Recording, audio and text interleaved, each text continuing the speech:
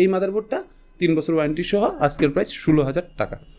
আচ্ছা, এরপরে চলে যাই আমি র্যামের ক্ষেত্রে।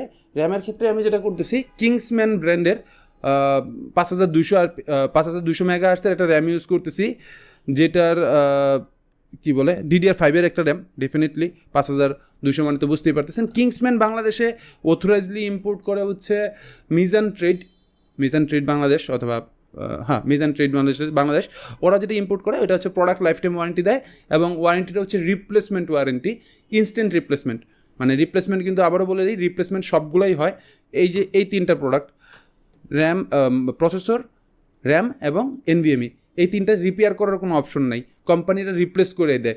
বাট কিংসপ্যাক এবং কিংসম্যান ছাড়া অন্যান্য যে ব্র্যান্ডগুলো আছে, দে টুক টাইম, যে ভাই আমি আজকে ওয়ারেন্টিতে পাঠাইলাম, ওরা আজকেই দিবে না, 3-4 দিন সময় নেবে, তারপর ওদের শিফটে আসলে তখন দেয়।